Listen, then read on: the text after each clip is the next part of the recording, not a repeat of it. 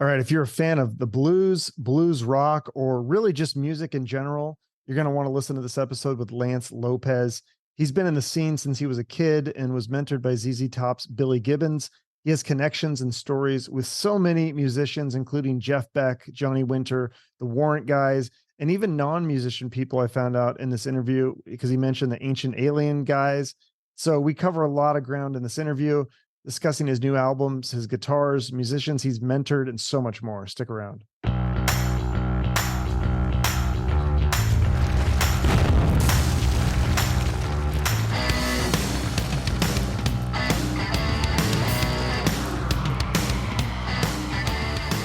That's okay. Rock and roll. Yeah, that's right. Cool. Light and shade. Yeah, yeah. Do you take a part in that with the state? Because some of the musicians they do nothing. They're like, I just play guitar. But other ones, I feel like they got to learn the lighting and the sound and the engineering and all that. You know, Chuck, it's interesting you say that because COVID kind of pushed us all into that world, you know, and the pandemic. Yeah, you weren't repairing amps or something? That's what I did. Yeah, I went into repairing guitar amps, and other guys went into the cameras and like you said, the ring lights and the getting the sound. And what I focused on was my recording gear because that's how I made most of the record. So I didn't really get into the visual side. I got more into the audio. Okay. So I kind of went that direction. I didn't want to really kind of go down that road. I wanted to just kind of focus more on, the audio side. Right. But because I know like Eddie Van Halen, he's famous for building his own guitars and like taking them apart and putting them back together. I mean, he was such a tech nerd or whatever you want, a tech guy. I mean, and he's one of the greatest guitar players of all time. So he was absolutely an influence when I wanted to go into working on my gear and that. And oddly enough, I got to really work on and mod a lot of the early Van Halen amps. And I had some really cool mods to turn the old PV 5150s and mod them and to be more closer to like an SLO 100, like a Soldano. So that he used when the first time I ever saw a Soldano amp. So it was really cool to kind of experience those things. And absolutely, he was a massive influence with his tinkering and his building. And I got to work with a lot of the amp builders that worked with Ed. So I was, and I had the mutual connection through Steve Lukather. So, who was very close with Eddie Van Halen before he passed. And there was such a strong connection. I mean, Shreveport, where Wolf's mother's from, their family home's behind my mom's. So huge connection to that. So yeah, I'm glad you brought that up, man. Cause yeah, he was a big influence on when I got into amp repair and amp building. Yeah. And then you have the guitar. So you have I heard you talking about your 59 Gibson Les Paul. And then is it, what is the white one called? The Flying V that has the LL on it? That one's cool. That's called Sugar. Sugar. That's right. Yeah. I heard you talking about that one too. That's cool. Sugar's a mainstay. She's a babe. We love Sugar. The thing about Sugar was we got, it was a 67 reissue. And such a funny story about Sugar. And it was in the era, kind of after I got it a couple of years later, it was kind of the era I was in a band called Supersonic Blues Machine. I did a couple of records with them, and Billy Gibbons was a part of that situation. And it was one of the few times that we had talked for decades about playing together. And that was the situation we finally did. And so, with that, we actually, he loved the V. And so he would always go get the white guitar, And so I had a set of pickups that a good friend of mine, Spencer Deaton, who was my tech at the time, had hand built me some Alnico 2 pickups that were kind of low output Les Paul type pickups that were incredible. I'm not a big fan of the ceramic pickups that kind of those guitars came with. And so we went back to the old Alnico magnet. And so Gibbons loved the guitar so much that I put Seymour Duncan pearly gates. And didn't tell him. And so when I got it, when I went back to play with him and pulled it out again, he was like, "What'd you do to the white?" He was like, "I love it even more." And I was like, "Well, I put some Seymour Duncans in it that you may be familiar with." And we laughed about it. And the other side of the story was I went to a party at a NAMM party in Anaheim, California, around the times I put the pickups in. And it was this huge, big event. And I walked, they said, bring your white Flying V. I said, okay. I thought I was going to get up and jam and play. I knew a lot of great players were going to be there. And so as soon as I walked into this huge event, there were a lot of celebrities there and all these people. And they took the guitar from me. I walked in the party and they took it and they said, oh, it'll be okay. And they went over there and I thought, okay, I guess they're going to put it with the others because I guess we're going to jam. And I went around and met all these people. And then I came back in this room where the great Thomas Nordig was, who's Steve Vai's long-term tech throughout his entire career. And there's Thomas Nordig, and I haven't seen Thomas in 20 years since I was on the road with Steve Vai. And I was like, oh my God, Thomas. And then I looked down and he's got my guitar totally taken apart and the bridge and the tuners. And I'm like, what are you doing to my guitar? And the Graph Tech people were there and the guys from Graph Tech, and they went, oh, we're going to put this bridge on and we're going to put these tuners on and we're going to put this new nut on. And I was like, oh, okay. So it still has those items on there. And it was good. They were great. They helped with string breakage and staying in tune and etc. So that was one mod that kind of happened unbeknownst to me, but then it turned out to be a really good one. So that's interesting that they would mess with it without your permission. Like, dude, it was, and it was Thomas Nordig. So like, you're going, it's not some rando guy that's just, and I actually, another funny story was the guy that built the pickups originally, the guy I was telling you about, Spencer Deaton. He did that to Robin Ford. We were on a gig and Robin just passed him, goes, just set it up for me. And then Robin and I took a walk around and came back and he had the neck off of Robin's Telecaster. And Robin was like, it was like a bad situation. Yeah. So it's like in the future, guitar techs don't do that to guys. Guitars, like ask them. And I was cool. I was like, because of who it was, and it did turn out pretty cool. It was a very interesting situation for Sugar. So turned out good in the end. So it was all good. Yeah. So like on this new album, how many different guitars did you use? I used primarily the my 65 VOS Firebird reissue. It was a made to measure build with the great Cody Higbee and Steve Christmas, who's no longer at the custom shop, and Kevin Von Pommel, and it was under the Rick Gimbar era. And Rick Gimbar had originally wanted me to play the Freddie King 355 that was released. That was a Freddie King guitar. He wanted me to champion that guitar. I'm very close with Wanda King, Freddie's daughter, all of Freddie's band members from, all being in Dallas, So we had kind of planned on that, and I thought, okay, cool. But I also talked about a Firebird that I could play because I was introduced really to Firebirds by Johnny Winter. I had never really spent much time with them, didn't pay much attention to them whatsoever. I mean, I knew they were great. I knew Johnny played them, and in his hands, they were magical. So it was like, that was the world. And I loved Eric Clapton on the Firebird 1, etc. And Alan Collins, all of my biggest heroes.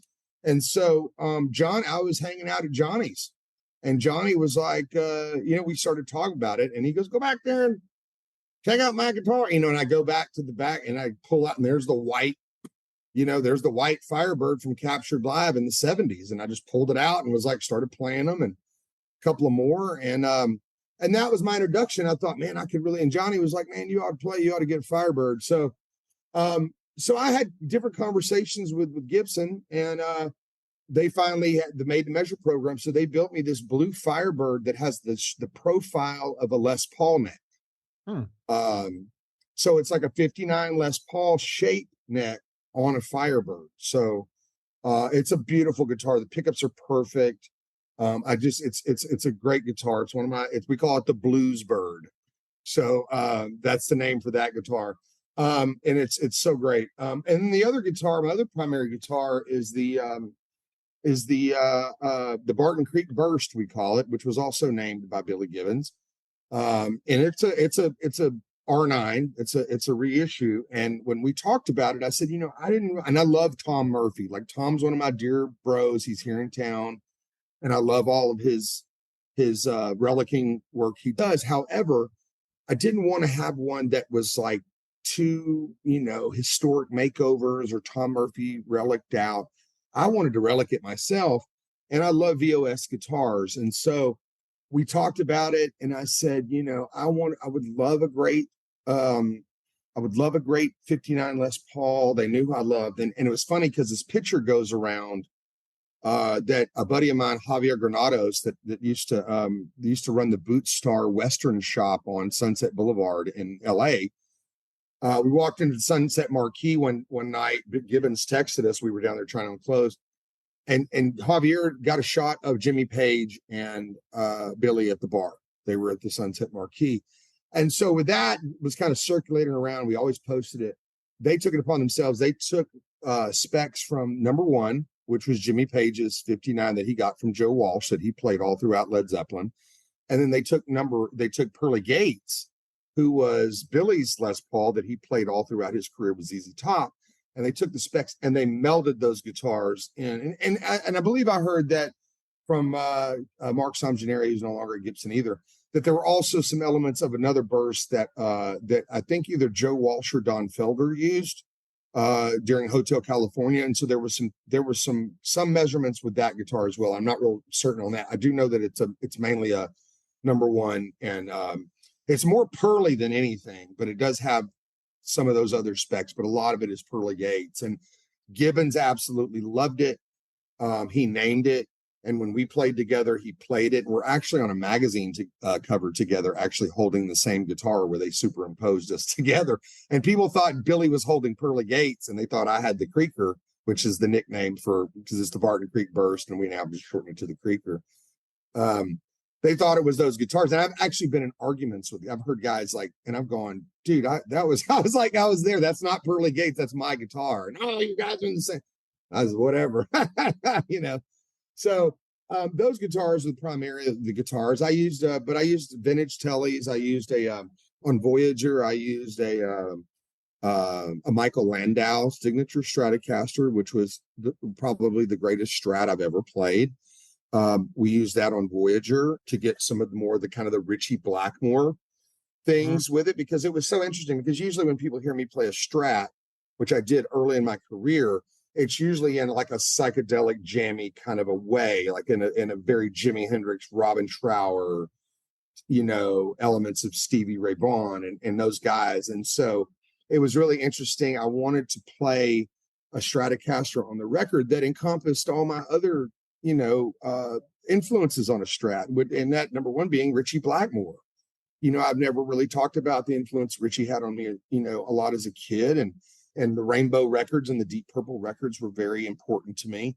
And so on Voyager, we brought in Bobby Rondinelli. We actually went to record in New York, and we brought in Bobby Rondinelli, who replaced Cozy Powell in Rainbow.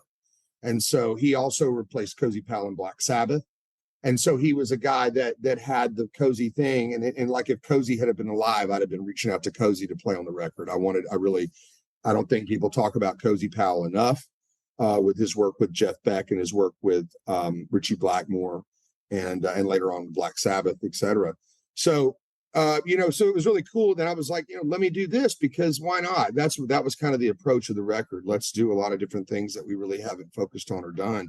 And one of those big things was primarily making the record rock, because I'm categorized in the blues rock category. So it was like, well, let's make this one rock a little bit more than be bluesy, because we've done a couple of traditional blues records. We're talking about maybe doing another record that's going to be kind of a straight up blues album. But this one, we wanted it to be a blues rock record. Yeah, well, it's just interesting you bring up the song Voyager. That one's really cool because it does sound different than a lot of the other songs on the album. It's got the synths and that kind of Middle Eastern sound. And I thought it had kind of a Led Zeppelin vibe to it, and a very interesting solo too.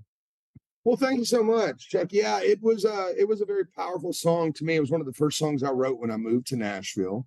It's a very spiritual song, and it talks, and it's in regard to talking like to a spiritual deity, very spiritually connected. And I'd gotten into reading this book called The Law of One, which was very interesting. It's a work that Don Elkin did with a female kind of a medium, telepathic communications with Amun Ra, apparently. And it's a very interesting read. What's and it a called lot of it, again? The One, or what was it's called the Law of One. Law of One? Sorry. Okay. I'll And have a to lot of check that out. like a lot of Ancient Aliens guys read it, and it's kind of like Really? that kind of vibe. It's that whole scene. I'm friends with a lot of those guys. You know, Really? I've been friends with those guys since the '90s. Yeah, since You know before this. everybody. You know, like every musician, and then now you know Guy Fieri. You know the Ancient Alien guys. Is there anyone you don't know?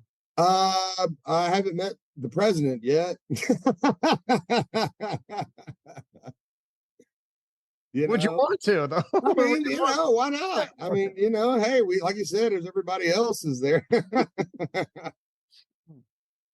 Anyways, So so anyway, Ancient Aliens. This is fascinating. yeah, I mean, so I was buddies with all those guys from way back, and so I'd heard, and I had a bass player playing at that time, and he was into it too. So I started just reading it and really studying that, and it was really cool, And so I wanted to really kind of focus on that and talk about it, because that's what a lot of our great heroes and guys that we grew up listening to did, right? I mean, they were well read, and then they used that as their influence on their material. Right. All of our great heroes did it, and so I wanted to do that too. They're not just, hey, let's get up and play a barn burner blues song. Oh, my baby left me yesterday. That, you know what I'm saying? I wanted to make, something like, deeper, more emotional, more spiritual, more meaning. Yeah, I love it. Exactly. And so, and then the closeout of the record is a tribute to Jeff and it's kind of it's I Am Raw. And he's like, and it was kind of the ascension of Raw way to wherever he went to.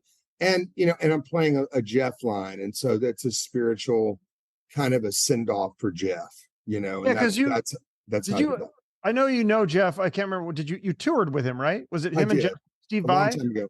When I was a kid, I did. I was very fortunate, very blessed to be around Jeff at a very young age and learn a lot from Jeff. And he called you one of the most exciting guitar players he had seen, or something to that effect.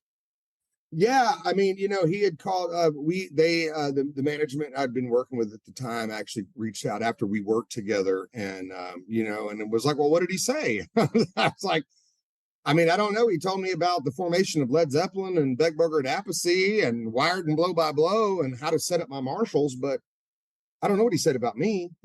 I didn't. So they called and they got it. They talked to Jeff, without me being there, and I was just I didn't know what he was going to say, and I was very, very honored that he said that about me. It was a big compliment. Yeah, because you worked with all these guys, and what I love is that you tried to learn from them. You were asking them questions and trying to learn how to be a better guitar player, and probably learn about the music business and it's some of the technical things with guitars and stuff like that, but probably more about songwriting and playing, right? Absolutely. I mean, it's all, and it's still that way, Chuck. Like, man, whenever I'm around great, especially here in Nashville, I'm friends with all of the top studio guys, Tom Bukovac, Guthrie Trapp, Brent Mason, all of these great players. And I'm continuously asking, how do I improve what I do?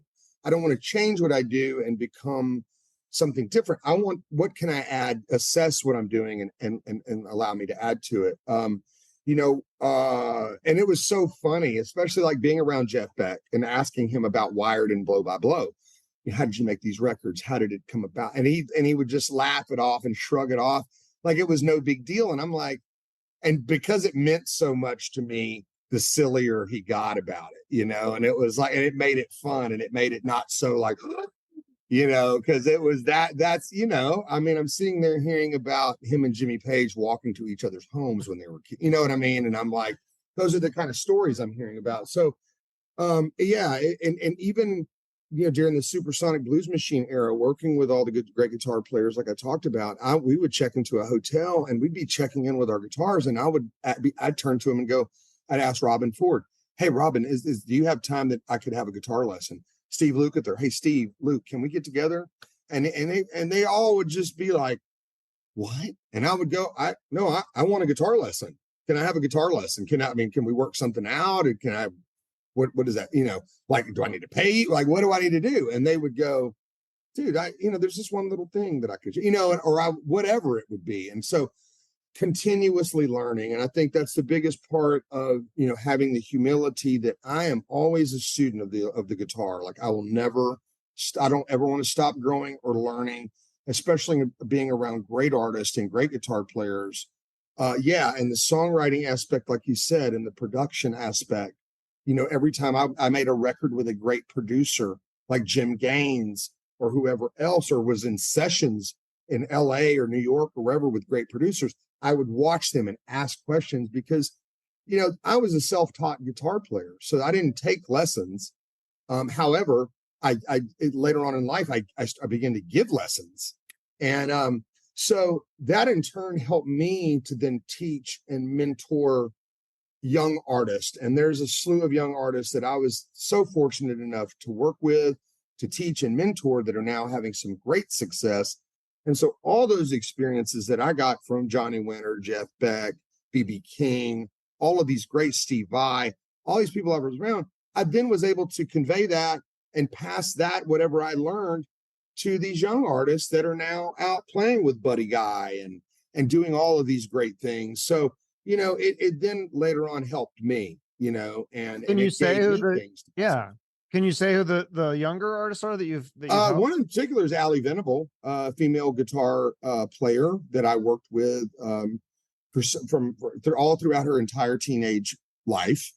And she now has some amazing success. She worked hard, and that's why she has amazing success. I mean, she worked very hard. The one thing about Allie that was so funny though was like, because she was absorbing and ingesting and like working and just practicing, was I then went, okay, well, let's go all the way back like I did to the Delta era. And then that was kind of like, you can imagine me with a teenage girl trying to play music from the 30s for she's just like, I want to listen to Stevie Ray Vaughan again. I was like, so. I kind of like that old school stuff though. I remember when I was in college and I was just like a metalhead, and then I went to college and I took this history of jazz class because I think it was like an easy credit, and I was thinking, oh, this would be boring. And I really loved old jazz. I was like, wow, this is really cool to listen. Absolutely. I had a great teacher that really got into it and kind of showed you like the parts why this was great. But yeah, it made me really love like the blues and jazz and all that stuff. Now I appreciate it way more than I probably ever would have. Absolutely. And that's where I always wanted my kids to go. I didn't want to start them with Stevie Ray Vaughan or Joe Bonamassa or Johnny, like we're at Kenny Wayne Shepherd. They wanted to start with all my contemporaries. And I went, hey guys, like we need to go way, way back. And I needed, I always wanted my kids to have that heavy foundation, because I'll tell you, it's one of the things, like being around those guys we talked about, me being such a student of the Delta blues and the country blues in the beginning of that bonded me with all of my heroes, because that's where they were. And so when I had knowledge of that music, and really they knew how it was an honest, it wasn't like I just studied this and could talk, like how it really affected me and how I drew from it, bonded me with all my guys. So that's what I always wanted for my kids. And they, different era, different generation, it was all, but that was one of the funny things about Allie that I always did. But now today, she's such a great guitar player. I'm so proud of her. She's doing great. I worked with JD Beck, who's a drummer, who is in Domi and Beck, who's in a very successful project now. I was able to mentor him and produce him in his very first band he was ever in. So, I've watched these kids go and excel and be great. And, and then I've watched others that, they wanted it immediately. I would have, a dad bring me the son that came to the gig the night before, and this kid's never played guitar before, and he wants him to play just like me. And there's a party in 2 weeks and he needs to play in front of all shit. And I'm going, that's not how that works, sir. And so there was, you run the gamut, but I was so fortunate to get to run across kids like Allie Venable and others that were super hungry and driven and passionate and wanted, to absorb it and really worked hard at it. Yeah. Have you, are you familiar with Tyler Bryant? I had him on the show. Another a short student of mine, and Graham Whitford and Harrison Whitford were both students of mine as well. Yeah, he's great. What do you think though? It is kind of a hard sell with today's music with blues. How do we make it more relevant? I think the answer is like a Netflix show or Netflix movie about the blues. I think that's would totally revitalize it. Or you think there's another path to making it popular, because it's such great music? It truly is. And I think we are doing it. I think like even with Trouble Is Good right now, like it's more of a rock album. And there's songs like Take a Swing and others on Oh, the that record song, yeah. that are, that we wanted to go in a more modern rock type of sensibility, or, having Joey Sykes was a more pop sensibility. But whenever you hear me play and sing, there's the blues, and so with whatever I'm doing, it's going to be the blues. I'm just at chord blues singer and guitar player.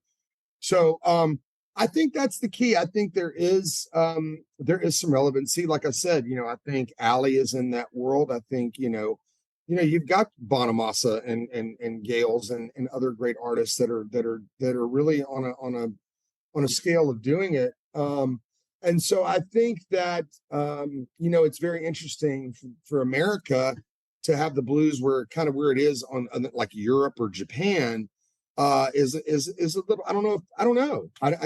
Those countries have just always, elevated our music to the utmost. And so I think that it is elevated in a way here, but the answer is, I think that the more exposure we get to younger artists and more younger artists are coming up, I think that's the key. And that's one of my, like we just talked about, that's another mission of mine is to mentor and to teach and to pass on what Johnny Winter and Jeff Beck and BB and everybody else taught me.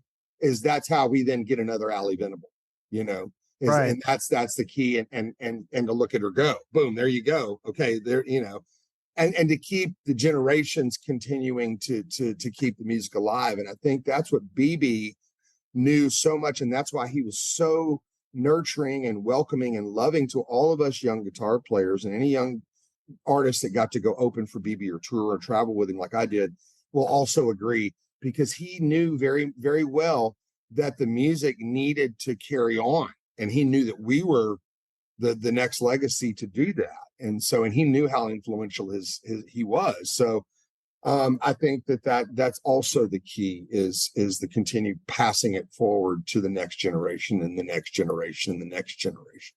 Well, yeah, and I just think that's a part of life is as you get older, that's kind of like your role is that you have all this knowledge and it's your job to kind of share that with the younger generation. That helps you like feel better. Cause I'm sure you can play music for a long time, but I think like that role is more valuable than playing as the older you get. I mean, it's just like an athlete that, eventually they're going to become more of a coach. They're not going to play forever. So right. I think that makes a lot. It's interesting you have that mentality though, because there's so many musicians I talk to that say, no, I don't have time to like produce or help out or teach or any of those kinds of things. Like they're just so focused on themselves. And I'm like, I feel like it's almost like part of your job to give back at least a little bit, maybe 10 or 20% of your time or something. So. Absolutely. I mean, and I've actually, it's funny because, I had, one of my exes actually was angry about it. She was like, you're teaching all these kids all your stuff and they're going to get out there and blah, blah, blah. And I was like, that's the freaking point. I was like, I don't care. Like, I literally have all my heroes in this phone. I've stood on stage with most of them. Like, that's my Grammy. Watching Ali go do what she's doing. Like, that's it. Like, that's what matters. Like, making a difference with these kids. And then, Kingfish, all those hours of doing Skype lessons with Kingfish on Skype with it cutting out and the screen freezing and the whole thing. And, and for him to come back today and go, man, Brother Lance, like, dude, and thank me for all that. And to watch him go and do it. I got Kingfish with Eric Gales for his first song ever on an album. I really pushed for him to do that. And to watch, and I always call them my kids because I was there in the beginning. And it was, for me, that was so important because I did take time, and I actually took time away from my career to help the kids. And so, and to watch them today is like, there you go. There's the payoff, Yeah. Well, doesn't that, like, I mean, just from a business perspective, doesn't that kind of like pay off too? Because if you help some kid and they become this massive superstar, then they can help you and they can have you open for them or get you on a tour or something. And absolutely. Yeah. So, I mean, I've never really thought about it that way, but yeah, I mean, that's a bonus. Yeah. From a selfish perspective. Well, you mentioned bonus. you mentioned breakups. Is that song, the song Easy to Leave? That's got to be about a breakup, right? Oh my God. Easy to 'Cause it Leave, seems, One Civil War. yeah, that's another one. Well, so that one's about a break, because I wasn't sure. It said, I did love the line though, I'll be happy with happiness. You keep chasing your bitterness. I was like, oh, I can think of a lot of people that would resonate with. And it is, yeah, it definitely is. It definitely is you know, it has, there's connotations of many different, you can have different perspectives and different meanings, just like any song, you know, you can take that. But yeah, having gone through a divorce, when I came to Nashville, and a marriage ending, and it was kind of some sad times and all of that, and one of the things that brought me to Nashville. So yeah, it needed to be addressed, and those songs are real-time life situations. Take a swing, kind of, this is Take a Swing, same thing. It also relates to that, where it was just like, you've taken everything, what else you want? It's like, so it's the fact of, and still not happy.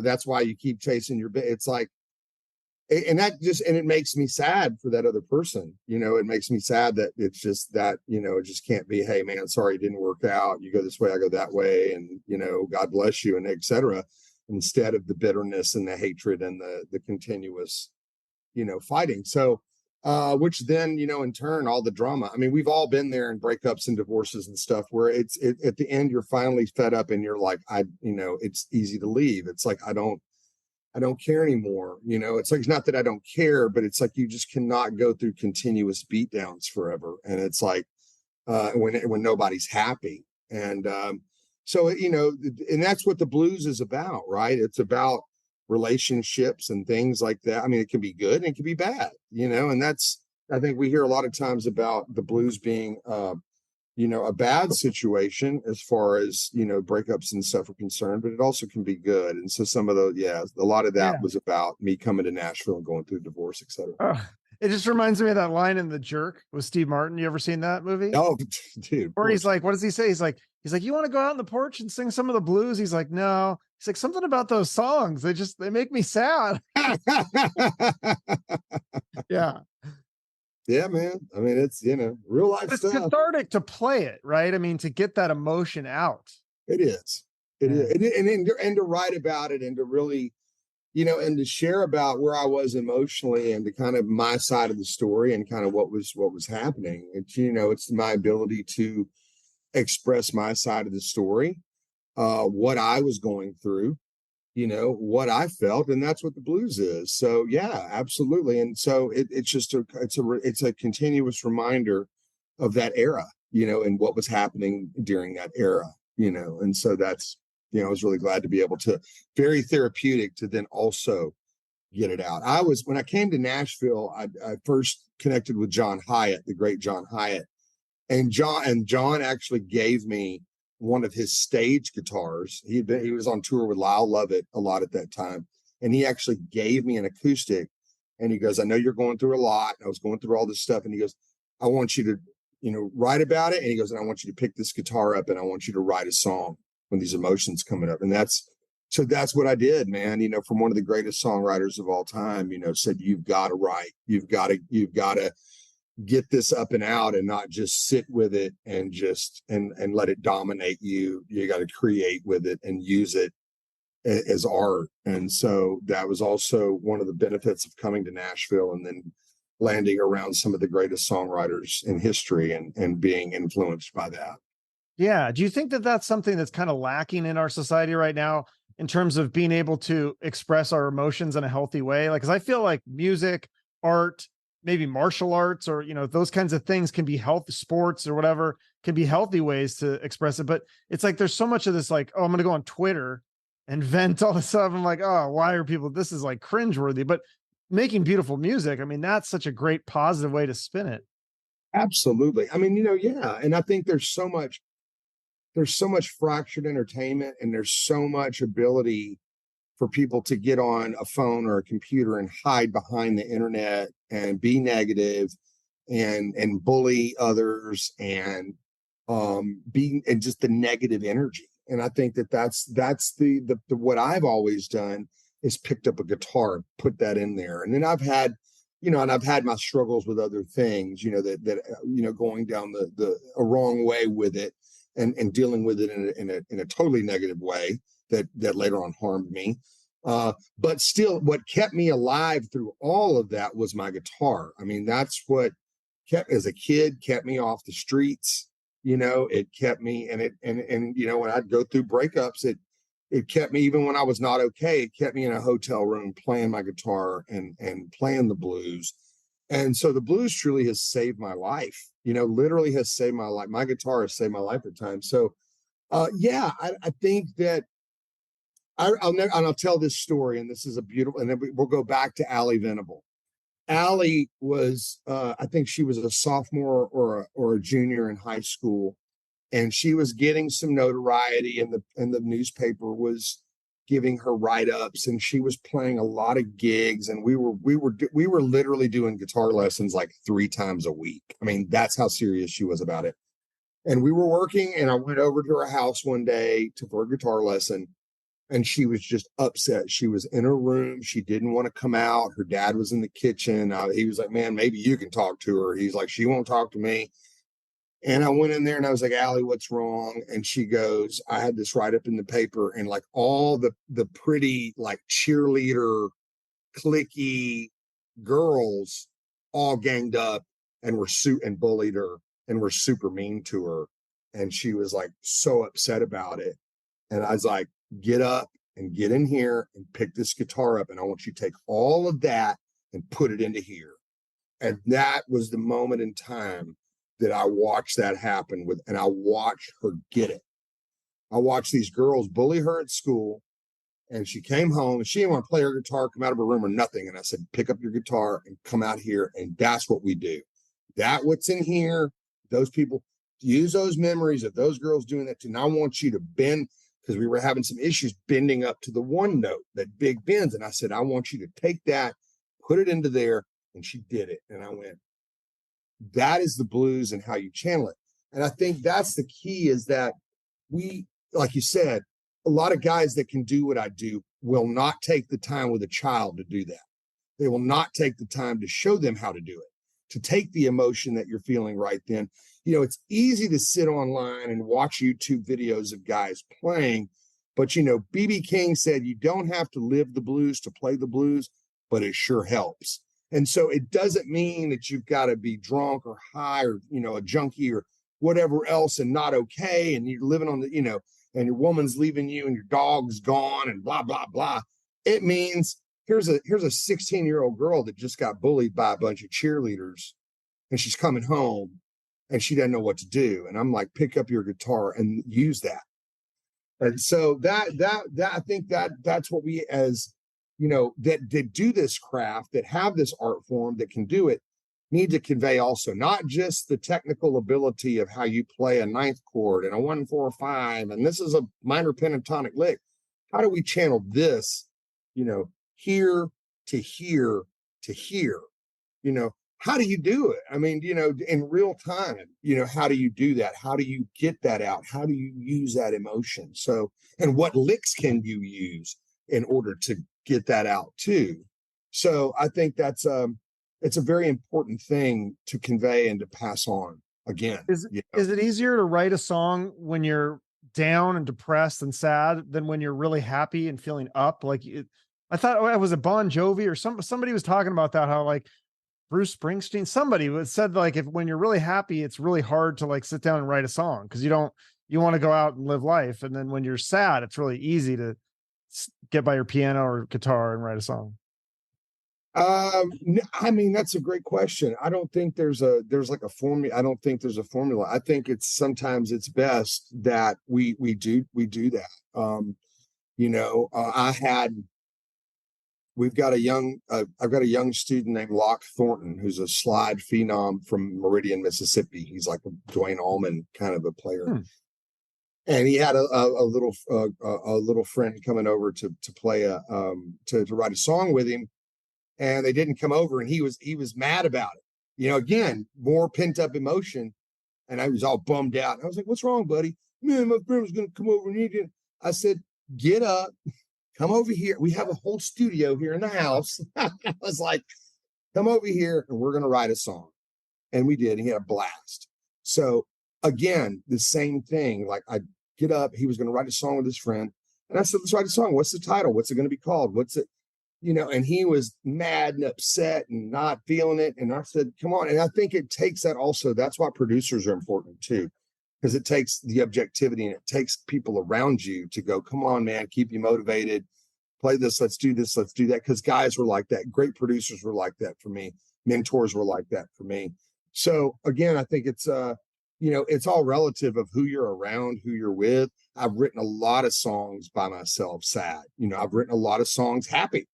I mean, so I've ran the gamut, you know, I've ran the gamut. So I don't know about easier or more difficult. But you have to have some sort of emotion, like, because I know some people that like that they tell them, you know, okay, like people that are writing for soundtracks, for instance, are like, okay, here's this movie, like you got to write this song in like 3 days, and it's very commercial.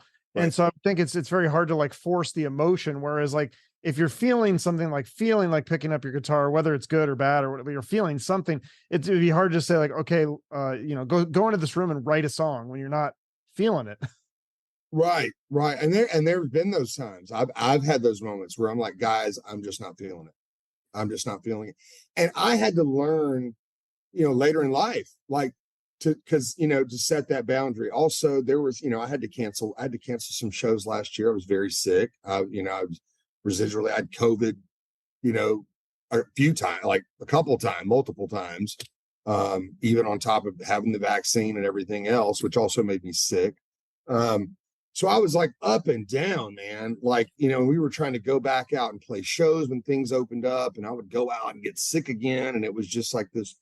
And so I had shows booked and I got sick, and I had to listen to my medical team. You know, I was like dying, crawling out the door, and they were like, Lance, no, dude, like you have to stay. And so it was those, and I had to go, and I hated to do it, but I was like, you're right. I have to listen to people. And I've also had to set boundaries where like that, like, dude, I'm not feeling it. And it's okay. Like instead of forcing it and forcing myself and going and playing a show when I'm ill and I'm just make myself sicker and way more worse, or, you know, or that being in a studio session or a writing session, it's not working. It's not coming together. We're not feeling it. You know, I got a call from, you know, I'm fighting with a girlfriend or somebody in business or blah, blah, blah, blah, blah. And there's all this distraction and everything else. I've had to learn, hey guys, I'm not feeling it today. I'm so sorry. Instead of trying to force it, vibing everybody out and doing that, which I used to do, I would, no, we got to do it and we got to force it. And it's got to, yeah. Today that's not that way. I go, no, man, it's just not working. We need to call it, you know? Yeah. Again, later. It just reminds me of like the story with this album with like the Warrant Cherry Pie, where the album was done. It was called Uncle Tom's Cabin. And the record guy's like, no, you need like a Aerosmith Love in the Elevator kind of hit song. And so then he went back and like forced himself to just write Cherry Pie. And he didn't really like the song because he was trying to make like this pop rock song that, you know, he felt like that really wasn't what he wanted to do. And then he resented it. And so it's kind of interesting when you have the people that like the record people and the producers and stuff saying, you got to do this. And I feel like there's not as much of that now. I feel like there's a lot because of, you know, Spotify and all this stuff. There's a lot of indie labels. There's a lot more freedom to not have those people on your back. Right. I'm so glad you brought that up. I love that record. And I love Robert Mason, who now is the singer. I love Robert. He's one of my good friends. I love those guys. And you're friends with him too, of course. You're friends I love Robert. Yeah. Oh my God. Yeah. I love Robert. I mean, dude, he crushes the game. I mean, it's so sad about Janie. I mean, God bless his heart. I mean, you know, I think he's just so underrated as a songwriter. I think people don't realize. Yeah. Absolutely. I mean, I grew up with those guys. I saw them many times, you know, in the 80s. I saw them open for bands and saw them when that record came out, and loved Uncle Tom's Cabin. I mean, it was just I mean, oh my God, you know, I mean, just amazing. And we were on the Rock Legends cruise with them, I think last year, maybe. And they were incredible, and got to hang with Robert. And they actually brought Greg T, you know, with my band Two Wolf. They actually brought Greg up to play Train with them. They played Train. Right, because they do a cover of that. They do train. So they brought Greg Yeah. up to play. So it was such a huge, big deal. And it was such a big deal that they were like, man, you get to be in a band with Greg T. It was like, yeah. Yeah, because Two Wolf, explain to my audience, like Two Wolf is the kind of, it's Blackfoot 2.0 basically. Or Exactly. Yeah. It's exactly what it is. I mean, we're, and I'm friends with, Ricky Medlock, who's in Leonard Skinner. Matter of fact, I saw him a couple of weeks ago. He was in town, and, Peter Keys. I mean, the entire Leonard Skinner camp we're all family. I'm very close with them. And so, yeah, and Ricky actually owns their former management owns the name. And so Greg wanted to continue on. And so that's how that was his continuance, was to change the name to Two Wolf. And he brought in, I was in the original formation of the band. I was brought in the band by Tommy Curiali, the drummer, who was Johnny Winter's drummer at the end of his career. And I'd gone back many years with Tommy because he was with Rick Derringer before Johnny Winter. So he called me and said, hey, Greg T. Walker's putting together a band, Greg T. Walker from Blackfoot. And of course, I was a huge Blackfoot fan as a kid and my entire life. And I said, well, man, let's put something together. And so that's how it began. And that was also at the same time Supersonic Blues Machine, this other band in Los Angeles I was in, began to escalate, and things were happening with that. So I had to make a choice, and it was like there was a lot happening, and Two Wolf was still trying to figure out what they were going to do, and they weren't sure if they were going to play Blackfoot songs or new songs or what. And I was in this other thing and already had made a record with them, and it jumped off pretty quickly. So I had to bow out. And so Chris Bell, who's in the band with me also, actually replaced me in the band. So now I'm in the band with my replacement. So it's pretty funny. And there's a different drummer that came in from North Florida who was playing with the other original guitar player from Blackfoot, Charlie Hargreaves. So he kind of came out of Charlie's wheelhouse. So we've been all back together. This formation has been back together for about 4 years now. About 3.5, 4 years. We've done 2 Rock Legends cruises. We're getting ready to do another one. We're recording an album here in Nashville right now, and we're actually going to upstate New York and this weekend to play a big 4th of July celebration up in upstate New York with a lot of other Southern rock bands like Skinny Molly and Bone Pony and the Georgia Thunderbolts. So we're headed up there to do that, and and primarily the music is Blackfoot, but then I do a couple of original songs. Greg, the bass player, has a couple of originals, and then Chris has a lot of originals as well. So we all kind of we sprinkle in our original material in between the Blackfoot stuff. So it's a big high powered band. It's good. Cool. So you have that one, and then do you do? Are you going to be or have any solo dates scheduled yet? I do. We have a lot of tour dates coming up in September. There's a couple in the next couple of months that are kind of sparse, but starting around Labor Day weekend, we're getting back out there pretty full force, starting in Texas and Florida, Texas, Louisiana. We've got Midwest things happening towards October, but the best way to find those is on our website at lancelopez.net. We have the bands in town calendar, and we have a tour that is beginning to really start to take form and look good for the record. So by Labor Day, we're going to be hitting it pretty.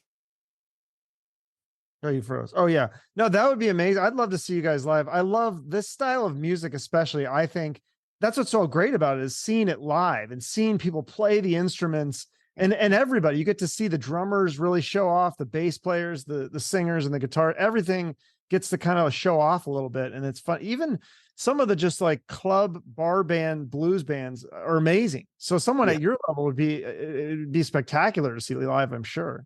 Oh, well, thank you, Chuck. Yeah, when we do that, and it's, when we play whatever venue, we treat every venue, whether it's a tiny club or we're in a stadium with a legacy act, we treat it all the same. It's a show, and we come in and we play one solid show.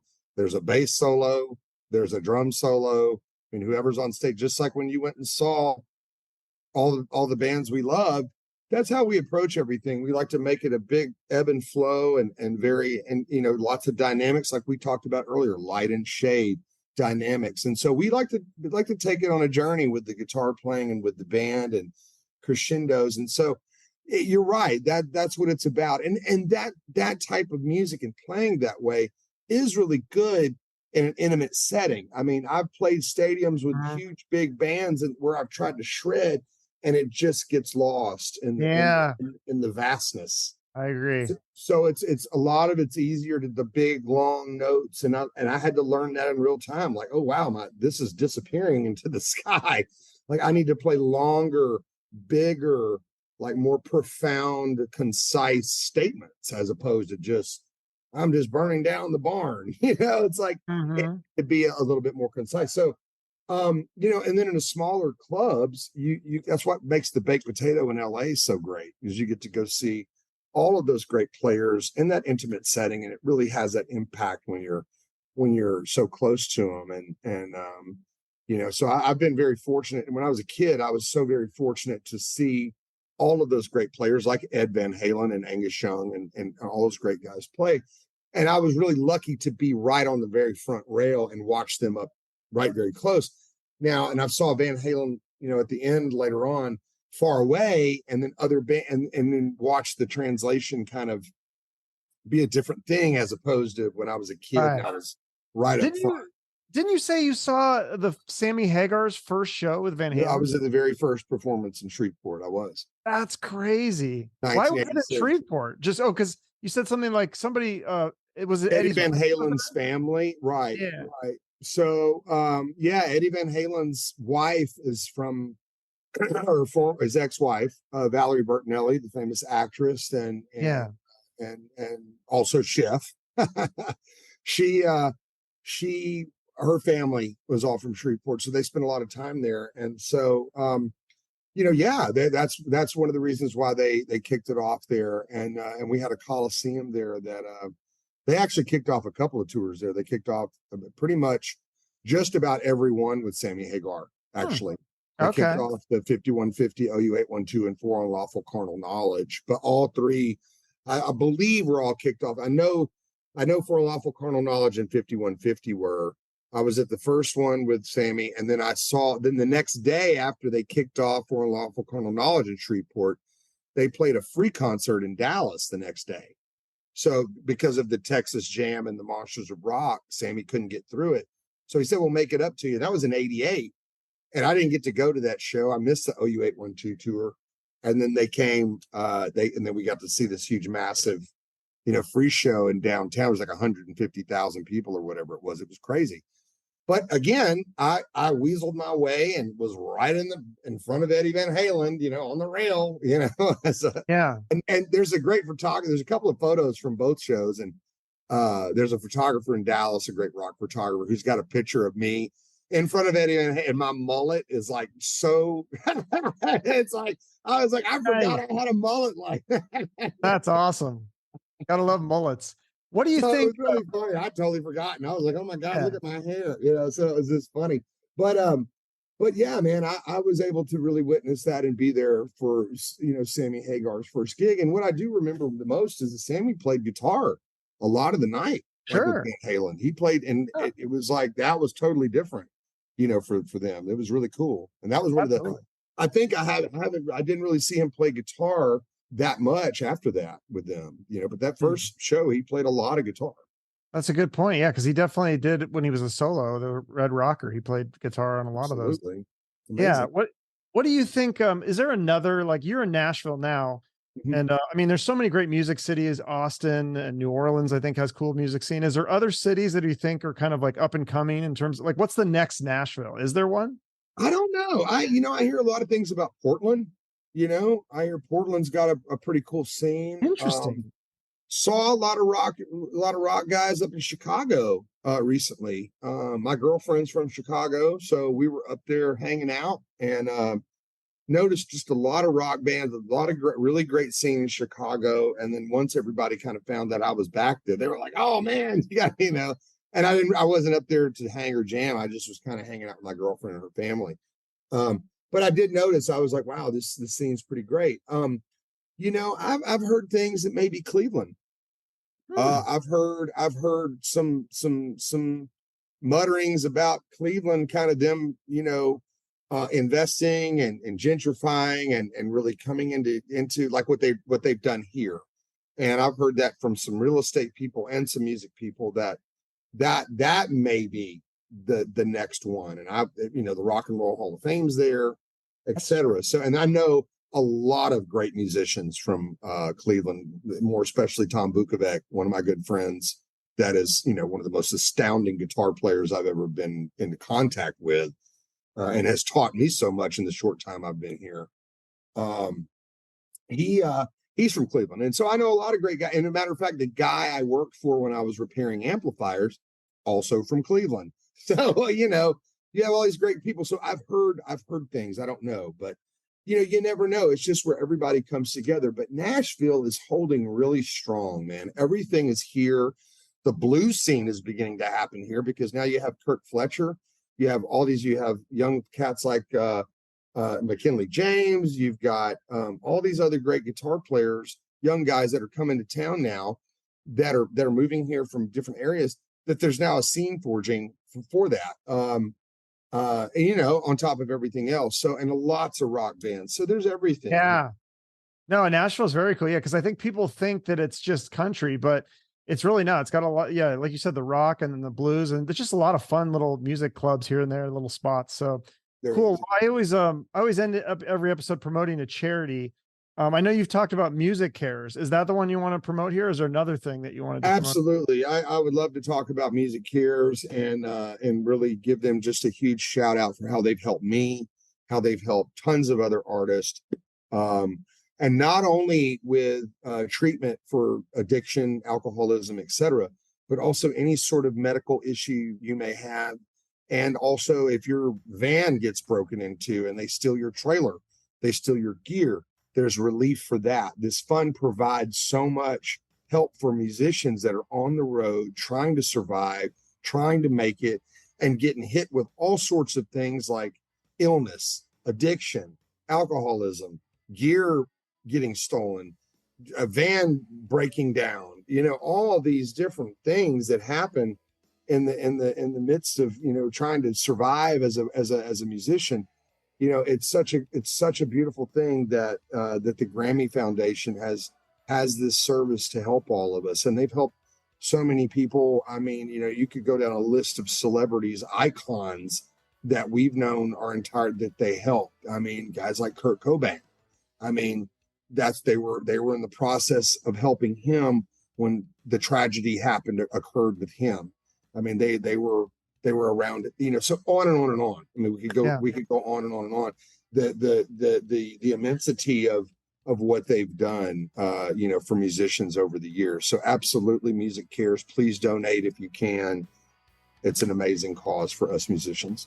Awesome. We'll let you get going. I'm sure you have more of these. Thank you so much for doing this. And then people can get the new album that's coming out. I think, is it July 14th? Is that July 14th? Yep. Yeah. Absolutely. Okay. And people can they get it on vinyl and all that stuff? Or we've got some limited edition, really cool orange vinyl. Oh, nice. That's out. Yeah, that we're doing, and of course all the other stuff. But yeah, we definitely have some really cool orange vinyl we encourage everybody to get, because it's going to be a limited edition kind of collector piece. All right, and we'll hope to see you on tour too. Thank you so much for doing this, Lance. I'll talk to you later. Okay, Chuck. Take care, man. Good to see you as always. All right, bye-bye. Bye, man. Great stuff from Lance Lopez. I just really think this kind of music needs to be heard live. So try to catch a show if you can. The new album is called Trouble is Good, and it's out July 14th on Cleopatra Records. Support Lance by buying a physical copy, buy some merch or a ticket to a show, or at least follow him on social media. And of course, sharing this episode will help us both out. And I appreciate all your support for my guests and the show. Make sure you're following us and subscribe to our YouTube channel. We have exclusive free content on there. Thank you so much. Have a great day, and remember to shoot for the moon.